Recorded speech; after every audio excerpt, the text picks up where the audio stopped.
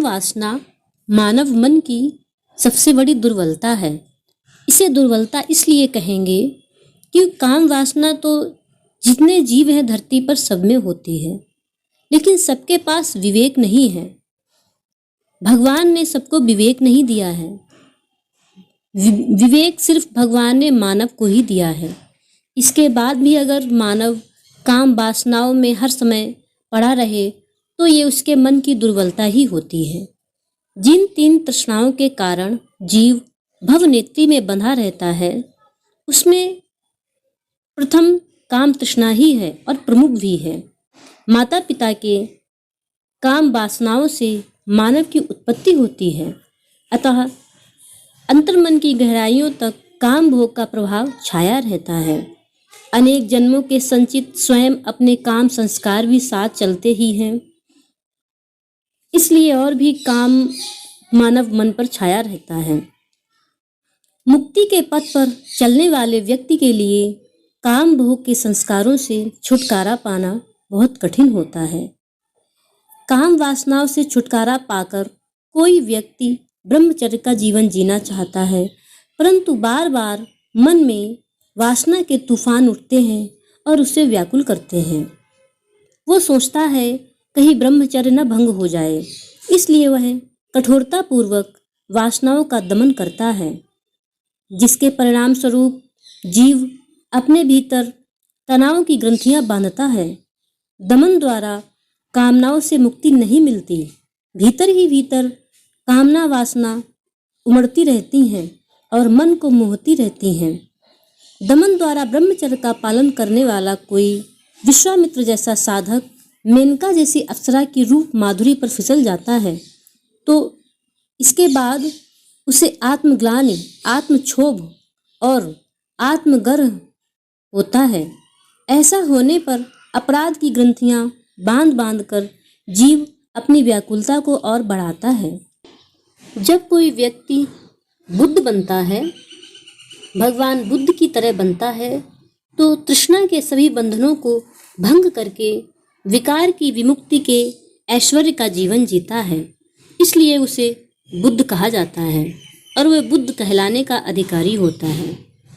ऐसे तो बुद्ध बनना आसान नहीं है, दूसरा कोई बुद्ध हुआ ही नहीं है, लेकिन बुद्ध की शिक्षाओं पर जो जीव चलता है वो इन विकारों से छुटकारा आसानी से पा लेता है। ऐसा व्यक्ति काम तृष्णा, भव तृष्णा, वैभव तृष्णा इन तीनों से छुटकारा पा लेता है। विकारों के बीच का मध्यम मंगल मार्ग है, जो जागे हुए सभी विकारों को साक्षी भाव से देखना सिखाती है, जिससे कि अंतर्मन की गहराइयों में दबे हुए काम विकारों को भी जड़ से उखाड़ने कुशल साधक समय पाकर इन विधियों से पारंगत होता है और काम अपने जीवन से अलग कर देता है और सहज भाव से ब्रह्मचर्य का पालन करने लगता है। ध्यान को करने में अभ्यास लगता है। काम वासना को अगर परास्त करना है तो इसकी कई विधियां हैं, उनमें से एक विधि है विपस्सना। इसके अभ्यास से हम ब्रह्मचर्य को जी सकते हैं। इसके अभ्यास में समय लगता है, बहुत परिश्रम, पुरुषार्थ, पराक्रम करना पड़ता है, परंतु यह पराक्रम देह दंडन का नहीं, मानस दमन का नहीं, बल्कि मनोविकारों को तटस्थ भाव से देख सकने की क्षमता प्राप्त करने का है, जो कि प्रारंभ में बड़ा कठिन लगता है, पर लगन और निष्ठा से ध्यान का अभ्यास करते हुए साधक देखता है कि धीरे धीरे उसके मन पर वासना की गिरफ्त कम होती जा रही है। दमन नहीं करने के कारण कोई तनाव भी नहीं बढ़ रहा है और समय पाकर सारे काम विकारों से मुक्त होकर ब्रह्मचर्य का जीवन जीना सहज हो जाता है। पुरुष के लिए नारी और नारी के लिए पुरुष के रूप में शब्द, गंध, रस और स्पर्श से बढ़कर अन्य कोई लुभावना आलंबन नहीं होता। यह पांचों आलंबन आँख, कान, नाक, जीभ और त्वचा की इंद्रियों पर आघात करते हैं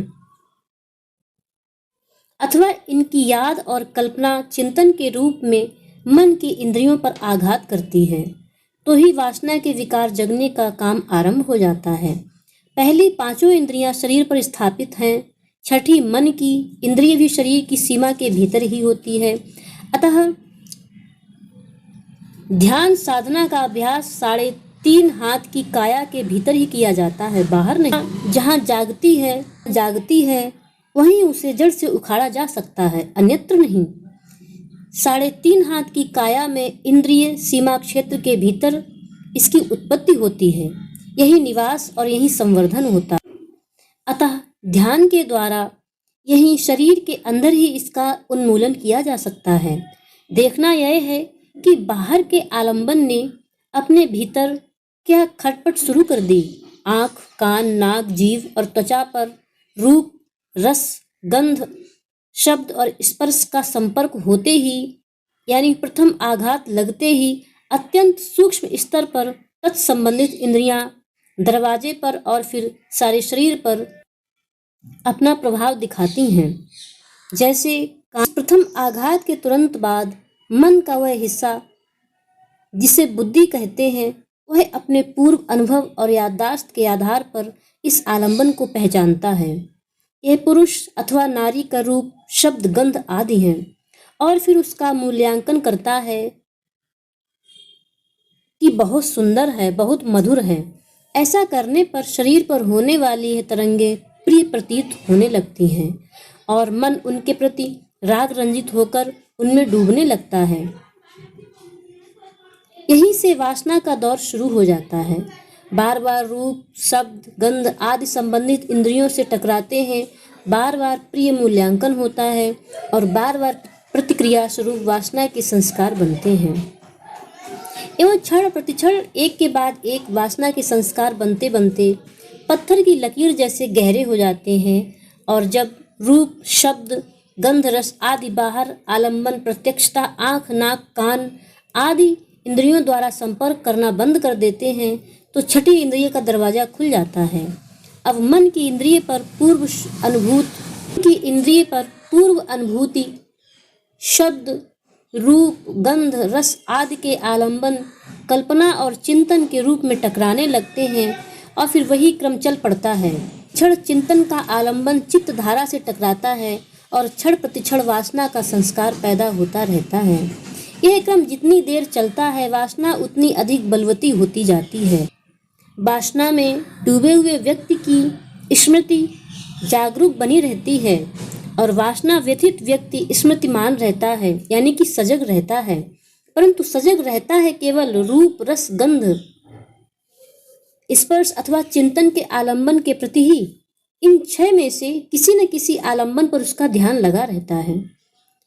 यही आलंबन का ध्यान वासना को उद्दीप्त करता है, प्रकट करता है। अतः स्मृति रहते हुए भी इसे सम्यक स्मृति यानी सही स्मृति नहीं कहते, मिथ्या स्मृति कहते हैं। काम वासना से बचने के लिए हमें परिश्रम करना चाहिए, ध्यान करना चाहिए, ध्यान की सहायता लेनी चाहिए और अच्छे संतों की संगति में रहना चाहिए, क्योंकि इसका ज़्यादा चिंतन करना ही काम को बढ़ाना होता है। किसी भी जाति का हो कोई व्यक्ति, किसी भी वर्ण का हो, रंग रूप का हो, देश विदेश का हो, बोली भाषा का हो, जो भी इन अवस्थाओं पर ध्यान देता है, जो भी ध्यान करता है, साधना करता है, विपश्यना करता है, वही मुक्त हो जाता है, चाहे वो कहीं भी रहे।